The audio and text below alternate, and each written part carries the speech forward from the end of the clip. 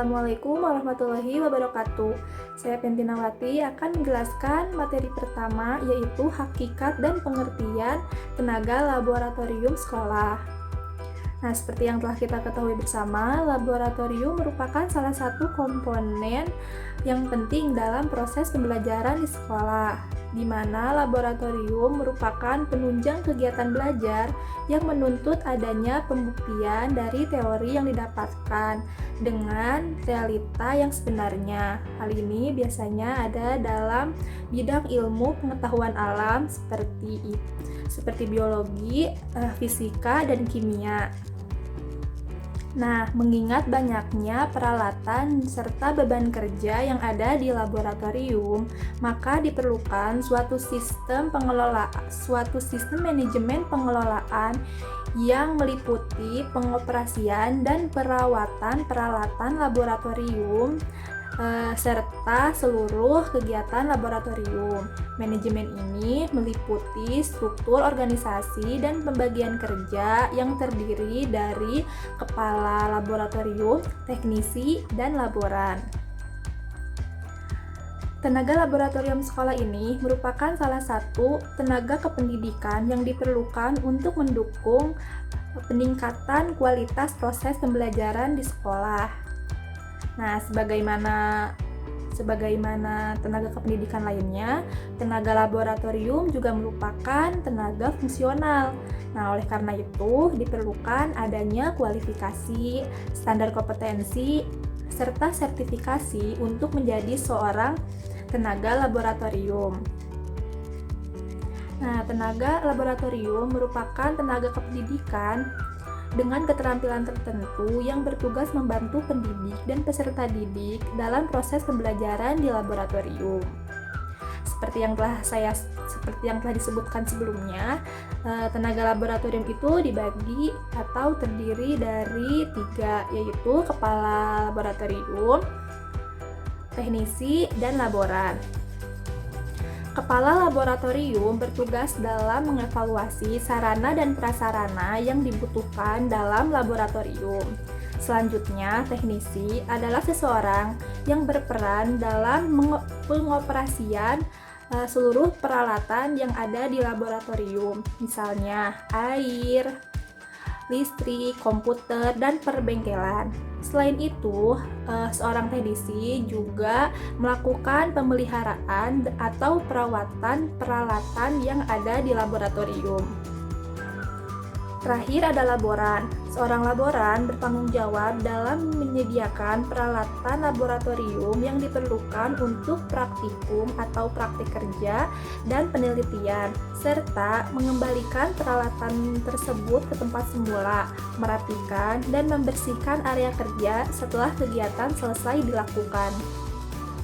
Selanjutnya ada kualifikasi tenaga laboratorium. Yang pertama, ada kualifikasi untuk kepala laboratorium. Menurut Permendiknas, ada 2 jalur untuk menjadi kepala laboratorium. Yang pertama, jalur guru, dan yang kedua, jalur laboran atau teknisi. Untuk jalur guru, syarat yang harus dimiliki seseorang itu adalah yang pertama, berpendidikan minimal S1, yang kedua, berpengalaman minimal 3 tahun dalam mengelola praktikum di sekolah, dan yang ketiga, memiliki sertifikat sebagai kepala laboratorium dari perguruan tinggi atau lembaga lain yang ditetapkan oleh pemerintah. Untuk jalur laboran atau teknisi, syarat yang harus dimiliki yaitu yang pertama, berpendidikan minimal D3, yang kedua, memiliki pengalaman 5 tahun sebagai laboran atau teknisi, dan yang ketiga, memiliki sertifikat laboratorium dari perguruan tinggi. Lanjut, yang kedua ada kualifikasi teknisi laboratorium sekolah. Nah, untuk menjadi teknisi di sebuah laboratorium itu terdapat 2 syarat. Yang pertama, berpendidikan minimal D2 yang relevan dengan peralatan laboratorium yang diselenggarakan oleh perguruan tinggi dan ditetapkan oleh pemerintah. Dan yang kedua, memiliki sertifikat sebagai teknisi laboratorium sekolah dari perguruan tinggi atau lembaga lain yang ditetapkan oleh pemerintah. Kemudian, yang ketiga atau yang terakhir adalah kualifikasi untuk menjadi seorang laboran di laboratorium sekolah. Nah, untuk menjadi seorang laboran itu juga ada 2 syarat. Yang pertama, berpendidikan minimal D1 yang relevan dengan peralatan laboratorium yang diselenggarakan oleh perguruan tinggi dan ditetapkan oleh pemerintah. Dan yang kedua, memiliki sertifikat sebagai laboran di laboratorium sekolah dari perguruan tinggi atau lembaga lain yang ditetapkan juga oleh pemerintah. Saya Rizka Alvina, saya akan menjelaskan tentang kompetensi kepala laboratorium. 1. Dimensi kompetensi kepribadian. 1.1 Menampilkan diri sebagai pribadi yang dewasa, mantap, dan berakhlak mulia. Kemudian ada 1.2 menunjukkan komitmen terhadap tugas. Yang kedua ada dimensi kompetensi sosial. 2.1 bekerja sama dalam pelaksanaan tugas. 2.1.1 menyadari kekuatan dan kelemahan baik diri maupun stafnya. Yang ketiga ada dimensi kompetensi manajerial. 3.1 merencanakan kegiatan dan pengembangan laboratorium sekolah atau madrasah. 3.1.1 menyusun rencana pengembangan laboratorium. Yang terakhir ada dimensi kompetensi profesional. 4.1 menerapkan gagasan, teori, dan prinsip kegiatan laboratorium sekolah atau madrasah. 4.1.1 mengikuti perkembangan pemikiran tentang pemanfaatan kegiatan laboratorium sebagai wahana pendidikan. Selanjutnya saya akan menjelaskan tentang kompetensi teknisi laboratorium. Pada dasarnya, kompetensi yang dimiliki oleh kepala laboratorium dan kompetensi yang dimiliki oleh teknisi laboratorium itu hampir sama. Hanya saja terdapat perbedaan yang terdapat pada kompetensi administratifnya dan kompetensi profesionalismenya, di mana kompetensi administratif laboratorium itu terdiri dari 3.1 merencanakan pemanfaatan laboratorium sekolah atau madrasah. 3.1.1 merencanakan kebutuhan bahan, peralatan, dan suku cadang laboratorium. 3.1.2 memanfaatkan katalog sebagai acuan dalam merencanakan bahan, peralatan, dan suku cadang laboratorium. 3.1.3 membuat daftar bahan, peralatan, dan suku cadang yang diperlukan laboratorium. 3.1.4 merencanakan kebutuhan bahan dan perkakas untuk perawatan dan perbaikan peralatan laboratorium. 3.1.5 merencanakan jadwal perawatan dan perbaikan peralatan. 3.2 ada mengatur penyimpanan bahan peralatan. 3.2.1 mencatat bahan peralatan dan fasilitas laboratorium dengan memanfaatkan peralatan teknologi informasi dan komunikasi. 3.2.2 mengatur tata letak bahan peralatan dan fasilitas laboratorium perkakas dan suku cadang laboratorium sekolah atau madrasah. 3.2.3 mengatur tata letak bahan, suku cadang, dan perkakas untuk perawatan dan perbaikan peralatan laboratorium. 4. Ada kompetensi profesional. 4.1 menyiapkan kegiatan laboratorium sekolah atau madrasah. 4.1.1 menyiapkan petunjuk penggunaan peralatan laboratorium. 4.1.2 menyiapkan bahan-bahan dan rangkaian peralatan yang siap pakai untuk kegiatan praktikum. 4.1.3 menyiapkan penuntun kebijakan praktikum. 4.2 merawat peralatan dan bahan di laboratorium sekolah atau madrasah. 4.2.1 mengidentifikasi kerusakan peralatan dan bahan laboratorium. 4.2.2 memperbaiki kerusakan peralatan laboratorium. 4.3 ada menjaga kesehatan dan keselamatan kerja di laboratorium sekolah atau madrasah. 4.3.1 menjaga kesehatan diri dan lingkungan kerja. 4.3.2 menggunakan peralatan kesehatan dan keselamatan kerja di laboratorium. 4.3.3 menangani bahan-bahan yang berbahaya dan beracun sesuai dengan prosedur yang berlaku. 4.3.4 menangani limbah laboratorium sesuai dengan prosedur yang berlaku.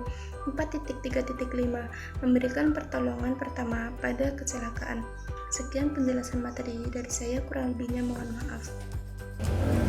Perkenalkan, saya Silvia Valentina akan menjelaskan mengenai kompetensi laboran sekolah. Yang pertama ada kompetensi laboran sekolah. Terdiri dari kompetensi kepribadian yang menampilkan diri sebagai pribadi yang dewasa, mantap, dan berakhlak mulia, serta menunjukkan komitmen kepada tugas-tugasnya. Nah, yang kedua ada kompetensi sosial, yaitu bekerja sama dalam pelaksanaan tugas dan berkomunikasi secara lisan dan tulisan. Yang ketiga ada kompetensi administratif, yaitu menginventarisasi bahan praktikum dan mencatat kegiatan praktikum. Dan yang keempat ada kompetensi profesional, yaitu merawat ruang laboratorium sekolah, mengelola bahan dan peralatan laboratorium sekolah, kemudian ada melayani kegiatan selama praktikum, kemudian ada menjaga kesehatan dan keselamatan kerja di laboratorium. Kemudian ada implementasi dan pembinaan kompetensi laboran sekolah. Nah, yang pertama itu ada kepala laboratorium, yang implementasinya merencanakan kegiatan dan pengembangan laboratorium di sekolah, kemudian mengelola kegiatan laboratorium di sekolah, kemudian membagi tugas teknisi dan laboratorium di sekolah, kemudian memantau sarana dan prasarana laboratorium, kemudian mengevaluasi kinerja teknisi dan laboran serta kegiatan laboratorium. Kemudian juga ada menerapkan gagasan, teori, dan prinsip kegiatan laboratorium di sekolah. Kemudian ada memanfaatkan laboratorium untuk kepentingan pendidikan dan penelitian di sekolah. Kemudian ada menjaga kesehatan dan keselamatan kerja di laboratorium sekolah. Nah, kemudian ada teknisi laboratorium. Yang pertama itu merencanakan pemanfaatan laboratorium sekolah, kemudian mengatur penyimpanan bahan, peralatan, perkakas, dan suku cadang laboratorium sekolah. Kemudian menyiapkan kegiatan laboratorium di sekolah. Kemudian ada merawat peralatan dan bahan di laboratorium, dan terakhir menjaga kesehatan dan keselamatan kerja di laboratorium sekolah. Yang ketiga adalah laboratorium. Tugasnya itu menginventarisasi bahan selama praktikum, kemudian juga mencatat kegiatan praktikum, kemudian merawat ruang laboratorium sekolah, kemudian mengelola bahan dan peralatan laboratorium sekolah, kemudian melayani selama kegiatan laboratorium, dan terakhir menjaga kesehatan dan keselamatan kerja di laboratorium sekolah. Nah, kemudian ada pembinaan untuk tenaga laboran sekolah. Nah, adapun pelatihan keterampilan yang diberikan kepada tenaga laboratorium itu, pertama, adanya pengetahuan kompetensi bagi kepala laboratorium, teknisi, dan laboran. Kemudian yang kedua, ada pengelolaan laboratorium seperti manajemen plan yang mencakup langkah-langkah perencanaan, pengaturan, pemeliharaan, pengadministrasian, penganggaran, dan keselamatan di laboratorium. Kemudian ada juga pelatihan keterampilan seperti life skill yang memberikan keterampilan kepada tenaga laboratorium dan guru yang mencakup pembuatan preparat, pencobaan beberapa praktikum biologi di sekolah, perawatan, dan servis mikroskop.